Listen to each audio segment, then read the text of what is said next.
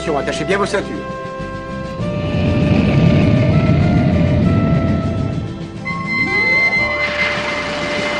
En une seconde, le Cyberlab traversait le temps et l'espace en parcourant 1500 années-lumière. Maintenant, les voilà déjà en vue de Denef. Bonjour Briac. Bonjour Ben, pourquoi on vient de regarder Capitaine Flamme? Écoute, c'est toute mon enfance, mais c'est aussi quelque chose de complètement avant-gardiste. C'est totalement ringardiste C'est surtout. pas du tout avant-gardiste. Attends, ils avaient des théories pour se déplacer dans l'espace plus vite que la lumière, qui sont reprises un petit peu partout dans la pop culture, comme on l'appelle. Ah mais Captain, quoi, moi c'est pas le dessin animé qui me passionne, mais... Moi, Capitaine Flamme, j'ai été fou furieux quand j'étais petit. Moi, ce qui me rendait fou, c'était la musique, tu vois, t'as le générique. À chaque fois qu'il faisait un truc, s'il allait pisser, il te sortait le générique, quoi. Et parce que là on vient d'écouter une partie de musique qui ressemble à du jazz de film porno. Arrête, c'est des mecs qui mettaient du jazz sur le spatial, ils étaient 15 ans en avance par rapport à Cowboy Bebop. Non, ils étaient là avant tout le monde. Et je viens de se passer un truc, Ben, c'est que je pensais au mot bebop dans ma tête et tu as dit Cowboy Bebop, alors que je pensais pas à Cowboy Bebop, hein. Non, Je n'ai jamais vu, je pensais à bebop. Mais pourquoi tu pensais à Bebop juste après avoir parlé de film Parce porno? que je trouvais ça ringard et je les imaginais danser les bebop dans leur petit vaisseau spatial. Et donc tu me dis que Captain Flamme, c'est scientifiquement prouvé. Non. Me fais Raccourci. me fais pas dire ce que j'ai pas dit. Non, écoute, moi, je me suis regardé là sur l'intégrale de Capitaine Flamme là, depuis ce matin. Tout simplement parce qu'on a une question d'une auditrice. Alors déjà, les politesses, bonjour Briac, on est jeudi, c'est notre podcast, on se pose des questions. Moi je me pose des questions, c'est que tu as fait que ça depuis ce matin, regarder Captain Flamme. Depuis ce matin, j'ai pas dormi, j'ai fait que ça. J'étais au boulot, alors si mon patron m'écoute, quand je ferme la porte du bureau, c'est que je suis concentré, il faut pas me déranger. C'est pas qu'on regarde Stranger Things sur Netflix qui vient de sortir et qu'on a à peu près défoncé en 2 jours tout le monde. Hein. Ouais, allez, regardez Stranger Things. Qui parle pas du... Quoique... Hop, spoiler alert. Il n'y a pas de spoiler. Référence à un podcast précédent. Donc, question d'auditrice, Sabrina qui nous écoute... Et qui accessoirement devrait nous préparer à manger dans la prochaine heure. Donc, Sabrina se demande qu'est-ce que c'est un trou de verre. Briac. Tu ne lui as... Explique-lui. Ne laisse pas quelqu'un désireux de s'instruire. Un trou de verre, tout le monde devrait savoir ce qu'est un trou de verre. Alors, on parle du phénomène céleste. Hein. On parle pas d'un ver de terre qui fait un trou dans la terre quand il pleut. Ni de ce qui se passe sur les vêtements quand tu mets pas la naphtaline. C'est ça. Alors je ne peux plus répondre. Parce que moi, j'étais vraiment resté sur la mythe qui a bouffé mon t-shirt Kurt Cobain. Ah là, c'est gavé. C'est régalé. Un trou de verre, un trou de verre, c'est quelque chose qu'on va... Verre, V-E-R. Verre, V-E-R, comme l'animal. Alors, c'est pas parce qu'il y a des trous de verre dans l'espace qu'il y a des vers géants intersidéraux. Et c'est pas parce qu'il n'y a pas de trou de verre, par contre, qu'il n'y a pas de verre géant. L'un n'exclut pas l'autre. Hein. Non, on va parler espace pendant les 20 prochaines minutes, peut-être 30, hein, si on ne sait pas regarder l'heure comme d'habitude. Ou peut-être 5, parce que moi, j'ai pas grand-chose à dire sur le sujet, en fait. Non, ce que c'est un trou de verre dans la science-fiction, c'est quelque chose qui va relier 2 points différents de l'espace-temps. C'est ce qui va servir à aller plus vite que la vitesse de la lumière. C'est tu rentres d'un côté, tu ressors de l'autre à un endroit différent, souvent à une époque différente, et ça permet des raccourcis scénaristiques dans des trucs comme Stargate. Hein, c'est finalement le plus gros. Au-delà du raccourci scénaristique, je crois que c'est la base du scénario Stargate. Alors, tu enlèves ça peut plus s'appeler Stargate déjà. Quand la base de ton scénario est un raccourci, il faut se poser des questions. Je sais qu'on a des auditeurs qui s'insurgent quand on parle mal de Stargate. Je n'ai pas compris cette levée de bouclier. Donc ça va être un plaisir pour moi. Je pense que régulièrement on va dire que Stargate c'était quand même un petit peu léger. Le film, comme d'habitude on fait la différence. Le film, très bon film. La série... très mauvaise série. Je vais te faire un peu de peine là, Briac. Est-ce que tu as revu Stargate, le film, récemment? Non, parce que j'ai décidé de ménager le Briac adolescent. Ouais, ménage-le, parce que là, il va se faire mal. Il va vraiment se faire mal. Je veux pas... Je veux rester sur cette impression que c'est un bon film. Et... Non, mais moi aussi, j'ai aimé Stargate quand j'avais 13 ans. Voilà, mais voilà, c'est bien, le Briac de 13 ans, on va rester sur ça. Mais par contre, la série, je sais que c'est une très mauvaise série à base de Goa'uld. Bon, on a déjà fait un épisode quasiment sur Stargate. Ça suffit. Et là, on est sur le trou de verre. Donc, sur le trou de verre. Alors, j'ai bien compris dans Stargate, ça relie ma planète à une autre planète. Je passe là-dedans, poum, à un instant, je suis. Et ce qui se passe au milieu, ça avait l'air d'être un voyage. Un voyage cool, ouais, tu vois. T'as les boissons, t'as tout ce qu'il faut, t'es installé. Alors, la question, finalement, c'est est-ce que ça existe ? Est-ce que c'est quelque chose qui peut exister ? Alors, on va commencer par la base. On va commencer par parler de trou noir. Parce que c'est quelque chose qui est très proche du trou de verre. D'accord, le trou noir. Le trou noir, c'est quelque chose, c'est un objet céleste compact. C'est quelque chose qui a une masse très importante et une densité extrême, quasiment infinie, qui fait que sa gravité va empêcher tout de s'en éloigner. C'est-à-dire que C'est comme Loana. c'est un peu comme Loana. C'est-à-dire que la matière ne peut pas s'en échapper. C'est-à-dire que si tu es Comme Loana. Si tu as es un Big pris Mac, par- tu es pris dans Loana. si tu es pris par sa traction gravitationnelle, tu pourras jamais t'en sortir. Mais ça marche aussi pour les rayonnements, c'est-à-dire que la lumière ne peut pas s'en sortir. Donc du coup, si la lumière ne s'en sort pas, résultat, à l'observation, c'est noir. D'où le Le nom trou noir. Alors, donc c'est d'où le côté noir du nom. Par contre, le côté trou, non, parce que c'est pas un trou, hein, c'est une masse. Si tu veux, tu peux appeler ça une boule noire, mais C'est comme. Tu as déjà mangé des trous de donuts. Tu as déjà mangé des boules noires, des trous de... Et pas celle de Motus. Ah oui, à la question, est-ce que tu as déjà touché une boule noire ? Ne pensez pas à celle de Motus. Ah là là, Jaliane, coucou si tu nous écoutes, d'où tu es. Donc les trous de donuts. Tu as déjà mangé ça ? Aux États-Unis, ils vendent, chez les Dunkin' Donuts, ils vendent des trous de donuts. C'est-à-dire, c'est le truc qui est au milieu. Ouais, Voilà, bah c'est pareil. mais c'est pareil, c'est la même aberration parce que. C'est pareil, tu prends ça et ta masse augmente. Non, parce qu'en fait, tu peux pas vendre un trou. Parce que Ah. le trou, c'est l'absence de matière. Et pourtant, ils te le vendent. Et ce qu'ils vendent, c'est des bouchons de donuts. c'est- Ouais, mais c'est moins vendeur. Ouais, cette réflexion n'est pas de moi, de Jerry Seinfeld, qui a cette très D'accord. bonne blague. Mais qui. Souvent, on dit que je suis le Jerry Seinfeld français. Et... Par contre, on n'a jamais dit à Jerry Seinfeld qu'il était Le briac. le Briac américain. Moi, je lui ai dit une fois, il a Ça a pas fait plaisir. Non, il a pas compris ce que je voulais dire. Pourtant, je crois qu'il s'est laissé pousser la moustache. Et sa prochaine émission, Comédienne Car Getting Coffee, la fera en Clio 2 avec des barres de toit pour m'imiter. La fameuse. Donc, revenons à notre Donc, le trou noir, Voilà. c'est un corps si dense et compact. Voilà, que rien ne peut s'en sortir. Tu vois, c'est une singularité gravitationnelle qui est occultée. On peut pas la voir. Et la limite de la vision, donc c'est-à-dire la limite à partir de laquelle tu vois plus rien, c'est ce qu'on appelle l'horizon absolu ou l'horizon des événements. Tu as peut-être entendu parler du Event Horizon. Exactement. Le vaisseau de l'au-delà. Le vaisseau de l'au-delà. Où tu Donc, celui-ci, l'horizon des je événements. vous le dis, hein, là je voulais faire un unplug, on n'a rien devant nous. Ça, c'est quelque chose qui est sorti de ma mémoire. Event Horizon. Le vaisseau de l'au-delà. Le sous-titre, c'est ça qui est important. Ah, c'est la tagline française. Voilà. Je saurais plus. Mais il y a quelqu'un de connu dans ce film. Ouais, il y a le chasseur de dinosaures. Jeff Goldblum. Non, l'autre. Le paléontologue. Ah putain, Neil... Neil Armstrong. Non, Neil Harris. Neil Patrick Harris, non plus. Mais tu vois qui je veux dire. Oui, je vois, mais ça va me revenir dans les C'est 5 prochaines secondes. grand moment Ne de- googlise pas, hein, je vous l'ai dit. Non, on avait privé de Google. Non, grand moment de radio là. Donc vous pouvez nous envoyer des messages avant de se poser des questions. Qui jouait le paléontologue Alan Grant dans Jurassic Park ? Neil, putain. Bref. Un Neil, putain, n'existe pas.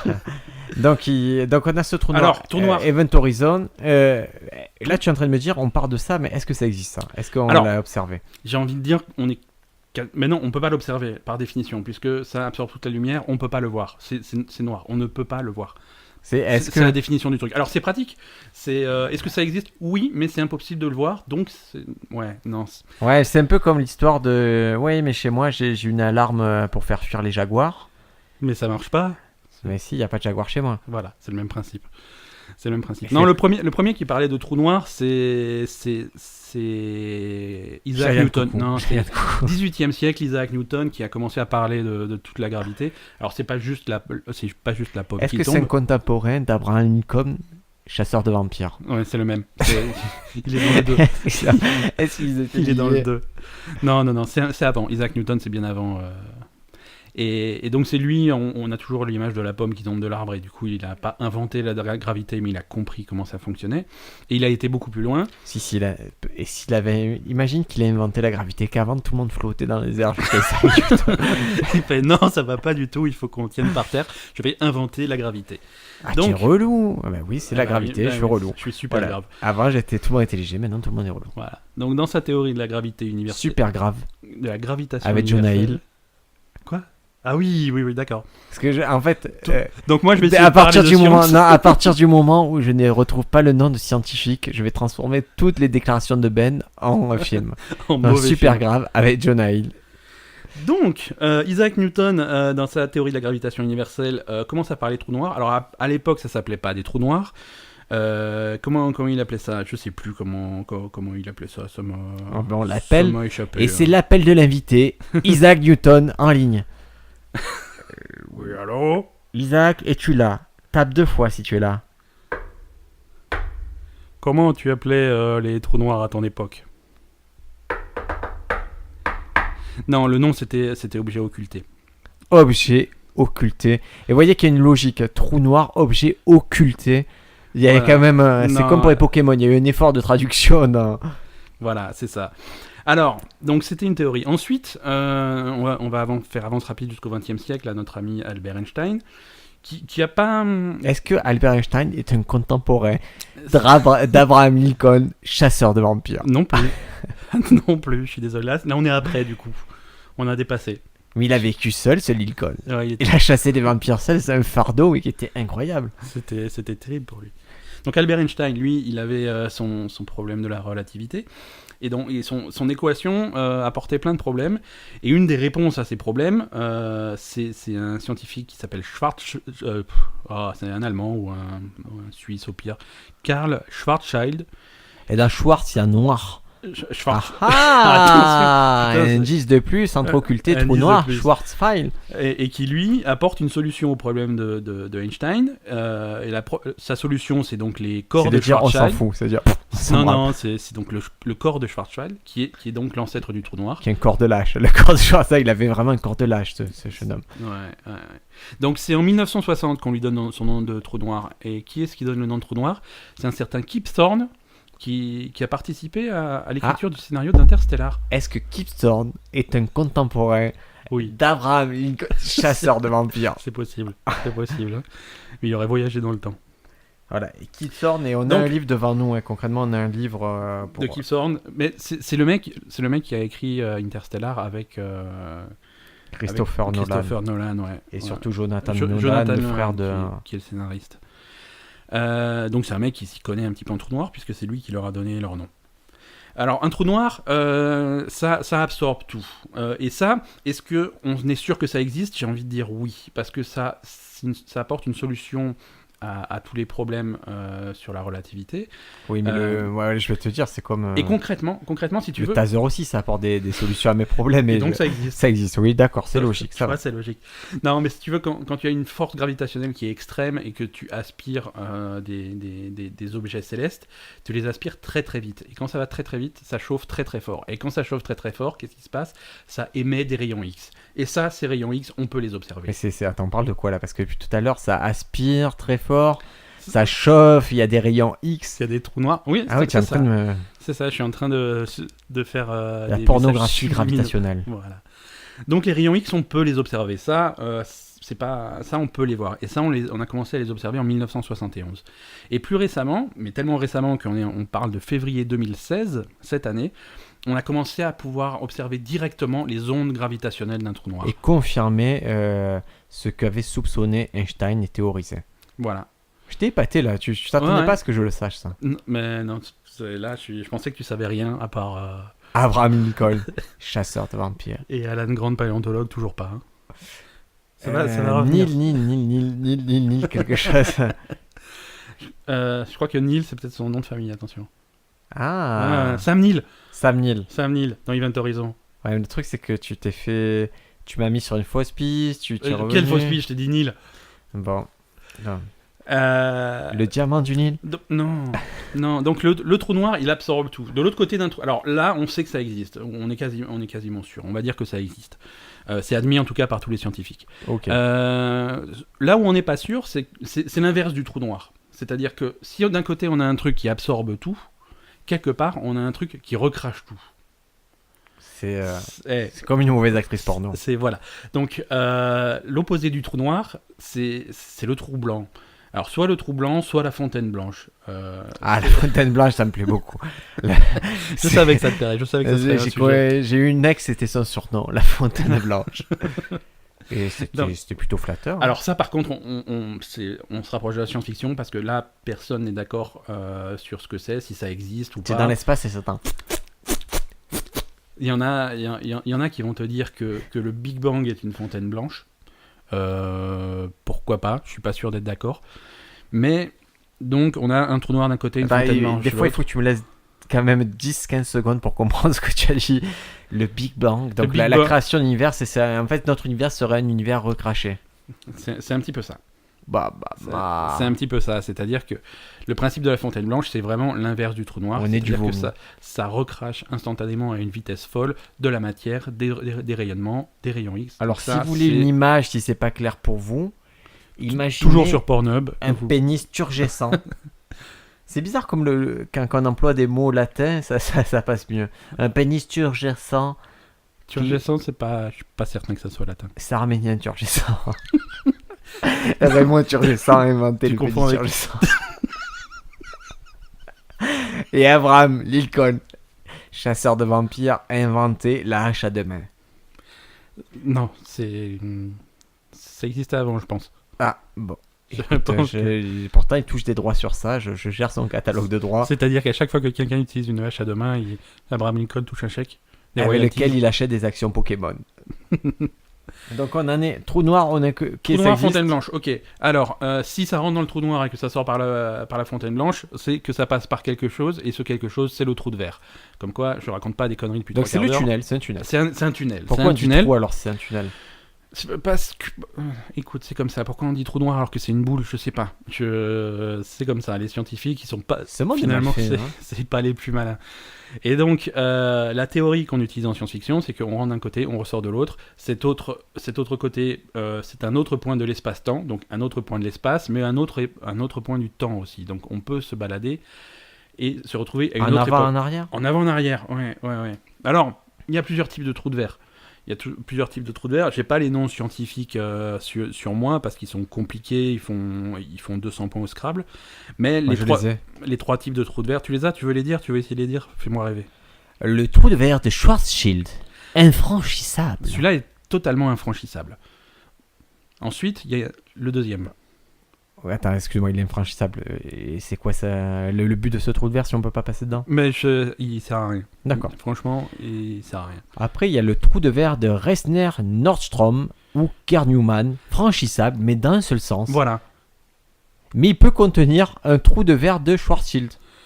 C'est possible. C'est-à-dire que... Non, je comprends pas. C'est-à-dire qu'il y a un trou de verre dans un trou de verre. Et ensuite, t'as le dernier trou de verre, celui de Lorentz, qui lui... est franchissable dans les deux sens. Donc c'est celui qui nous intéresserait le plus dans l'absolu si on voulait utiliser trou de verre pour se dépasser dans l'espace le temps. Parce que c'est toujours intéressant de pouvoir rentrer chez soi le soir. Donc il y en a un, c'est en gros c'est la frontière, c'est une frontière, tu passes sur, tu n'as pas le droit de revenir. Voilà, allez simple. Il y en a un autre, c'est une porte fermée. Ouais. Et le dernier, c'est l'open bar, ça s'ouvre, ça. Voilà, c'est ça. Chaque fois que tu passes, hop. Tu prends les horaires des trains et tout, t'es tranquille, c'est vraiment Ok, et ça, ce sont des trous de verre que ce sont... en fait, ils n'ont pas été observés, mais ils ont été théorisés. Ils ont été théorisés. C'est de la même façon qu'on théorisait les trous noirs avant de les observer, c'est-à-dire que c'est des choses qui apportent des solutions pratiques à des problèmes dont on n'a pas vraiment d'autres solutions. Donc, en fait, voilà, on théorise leur existence en se disant, on n'est pas sûr que ça existe, mais franchement, c'est la seule explication pour d'autres choses dont on sait que ça existe. D'accord. En gros, je te résume le truc. Non, mais je comprends. C'est des gens qui ont réfléchi. Ils ont dit on a des outils, et un outil en particulier qui est la physique quantique. Et voilà. Comment expliquer certaines choses avec ça? Si tu veux, le principe, c'est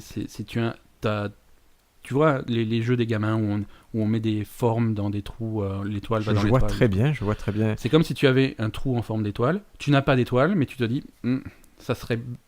Je n'ai pas d'étoile, je suis pas sûr que l'étoile ça existe, mais j'aimerais bien un truc. Fourrer mon pénis dedans. Ça serait bien si mon pénis est une forme d'étoile pour que ça rentre dans le trou. D'accord, c'est très simple. Voilà. Très simple. Et ça, donc, on a commencé ce podcast avec Captain Flamme. Et Captain Flamme, tout vieux et rétro que ce soit, il utilisait les trous de verre. Ouais, il utilisait les trous de verre, c'est-à-dire qu'il faisait l'explication la plus simple, si tu veux. Le trou de verre rajoute une dimension, si tu veux, à un voyage. Si tu es en 3 dimensions, tu rajoutes une 4e dimension qui peut te permettre de te téléporter, entre guillemets, d'un point à l'autre. C'est pas l'odorat, la 4e dimension? Donc, le plus simple pour visualiser ça, non, l'odorat, c'est un 4e sens. Ok. C'est pas la même chose. Le plus simple pour visualiser ça, c'est de prendre un plan en 2 dimensions et d'en rajouter une 3e. Qu'est-ce que ça veut dire? Ça veut dire, je prends une feuille de papier, je prends un point sur une feuille de papier, je prends un 2e point sur cette feuille de papier, et je te demande d'aller d'un point à un autre. Toi, tu vas me dire, le plus simple, c'est de faire une ligne droite entre ces 2 points. Tout à fait. Là où je te rajoute une 3e dimension dans un plan qui n'en avait que 2, c'est que je plie la feuille de façon à superposer ces 2 points. Oui. Et à ce moment-là, si je superpose ces 2 points, je peux sauter de l'un à l'autre sans passer par chez la vous. C'est totalement fou. Hein. Voilà. Une feuille, si vous la percez, c'est assez jouissif. Ah, hein. c'est merveilleux. C'est une expérience qui... Vous tracez 2 points sur votre main. Non, avec une feuille. Faites-le avec une feuille. En fait, je ne cautionne pas avec la main. Bon. Donc on a Captain Flamme, ils avaient compris ça. Ouais, Capitaine Flamme, il y a un épisode où il te raconte ça, il te plie le truc et il te dit, voilà, on passe d'un point à un autre sans passer par la ligne. Et ça, c'est une explication que tu vas retrouver dans plein de trucs de science-fiction. C'est Dans très Interstellar, c'est comme ça qu'il explique, je crois. hein. Dans Interstellar, c'est comme ça qu'il explique absolument. Après, les trous de verre dans la science-fiction, dans le cinéma, les séries télé, la littérature, la bande dessinée, tu vas trouver ça partout. On a parlé de Stargate parce qu'on aime bien se moquer de Stargate, mais ils l'ont bien cherché. Si tu remontes un peu plus loin, tu as Sliders. Sliders, une série Ouais. qui n'a rien à envier à Stargate à haut niveau, c'est pas bien. Mais bon, qui faisait l'affaire. hein. Moi, je sais, je regardais avec plaisir. Alors, si vous tombez sur une série ou un film qui se veut sérieux, ils vont peut-être pas parler de trous de verre. Ils vont parler de leur nom scientifique, c'est-à-dire le pont d'Einstein-Rosen. Le pont d'Einstein-Rosen, c'est le nom scientifique du trou de verre. Ou alors, ils vont occulter ça. Et, Ou alors, par exemple, dans Donnie Darko, il y a, le trou de verre est important. Il y a quelque chose qui se passe qui est de la nature du trou de verre. Mais c'est jamais nommé, c'est jamais physiquement représenté. C'est jamais nommé, c'est-à-dire que si tu sais ce que c'est, tu vas dire tiens, ça ressemble à un trou de verre, mais ils en parlent pas directement. Les trous de verre, tu en as aussi dans Contact. Ça, c'est un film très polémique, Contact. Tu as aimé, Ben? Moi, j'ai bien aimé. Moi, j'ai bien aimé aussi. Ouais, j'ai bien aimé Contact. Mais ça fait là aussi, ça fait longtemps que je l'ai pas vu. Non, moi, je l'ai vu il y a pas si... Quoi, il y a 10 ans, je l'ai vu, mais je trouve ça pas mal. Jodie Foster, c'est ça? Jodie Foster et je suppose que c'est Zemeckis. Je sais plus. C'est le même qui a fait Abraham Lincoln, Chasseur chasseur de vampires, et Event Horizon avec Sam Neill. Fringe se sert aussi du pont d'Einstein-Rosen pour la base de son scénario. Hein. Fringe va un petit peu plus loin. Alors là, Fringe, je pense que vous êtes à peu près 10 dans le monde à avoir vu Fringe. c'est vachement bien Fringe. Tu as vu Fringe? J'ai vu les premiers épisodes et j'ai T'as laissé raté. tomber. Non, t'as raté parce que ça met du temps à démarrer Fringe. Enfin, Moi, j'ai accordé le bénéfice du doute parce qu'il y avait un personnage de Dawson dedans. c'est ça, mais il est bien jusqu'au bout. Mais il avait vieilli. Non, Fringe se dévoile au bout de la saison 2, hein, j'ai l'impression, et c'est vraiment une histoire de dimension parallèle cette fois-ci. Et là, leur trou de verre leur permet de passer d'une dimension à une autre. Ben, est-ce que de notre vivant, on va observer un trou de verre? C'est une excellente question. C'est possible. Si ça existe, c'est possible. Les avancées de la science, Et ceux qui font au CERN là, avec l'accélérateur de particules, est-ce que c'est ça? c'est pas loin. C'est pas loin parce qu'ils essayent de faire des choses qui ressemblent à des trous de noirs. Donc le trou de verre est pas loin derrière. Est-ce que tu es au courant de ce qui s'est passé la semaine dernière? Non. Ah, raconte-moi ce qui s'est passé la semaine Des gens ont vu un trou de verre. Des gens ont vu un trou de verre. Ouais. Dans le ciel, il y en a qui ont vu pas loin du CERN et ils supposent qu'ils ont réussi à ouvrir un trou de verre.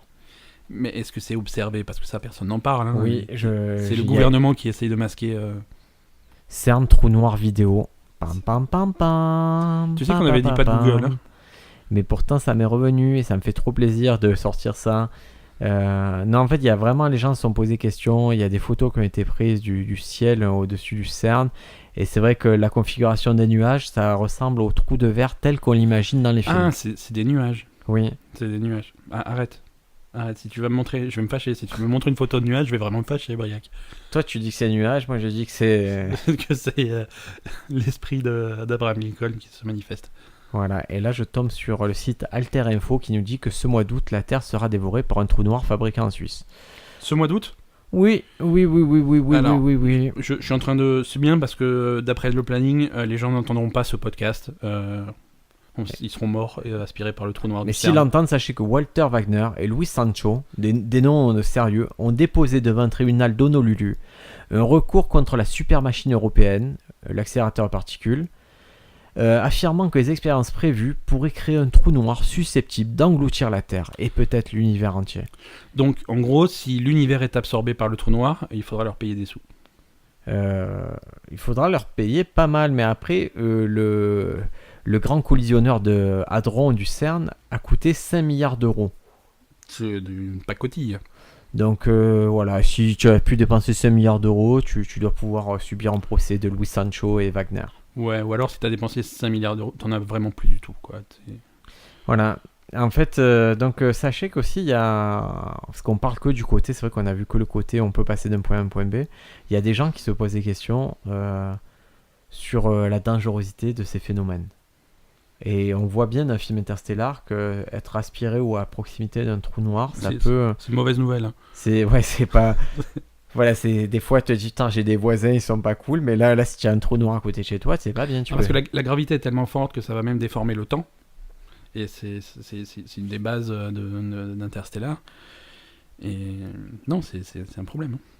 Alors le grand collisionneur de Hadron reproduira des réactions analogues à celles qui se créent 100 000 fois par jour, de façon naturelle, lorsque les rayons cosmiques pleuvent sur l'atmosphère. D'accord. Je sais pas pourquoi je t'ai dit ça. C'est magnifique.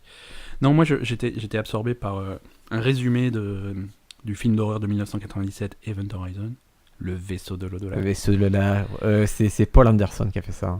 Ouais, Paul Anderson. Le système de propulsion du vaisseau est un prototype basé sur la création d'une singularité à l'aide d'un trou noir artificiel, lui permettant de créer son propre trou de verre. Ce concept est vulgarisé par l'acteur Sam Neill à l'aide d'un poster érotique emprunté à un membre de l'équipage. Ah mais je revois cette scène, je revois très bien cette scène. Donc on rejoint les trous noirs et les fontaines blanches.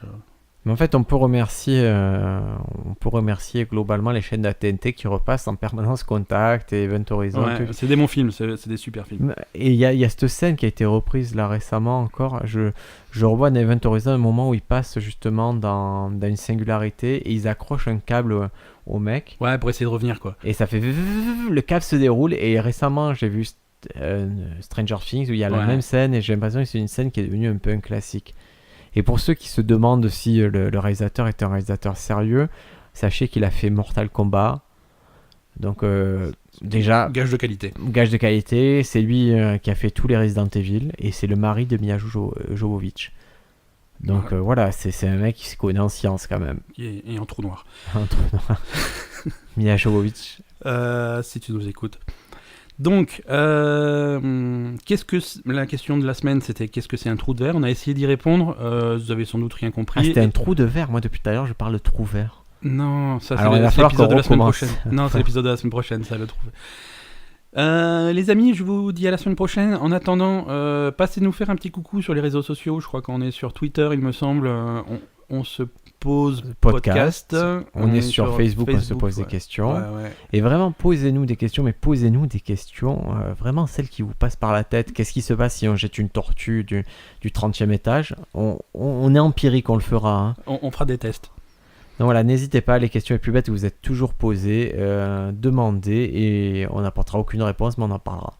Merci à tous de nous écouter et à la semaine prochaine. À la semaine prochaine, ciao ciao. Ciao.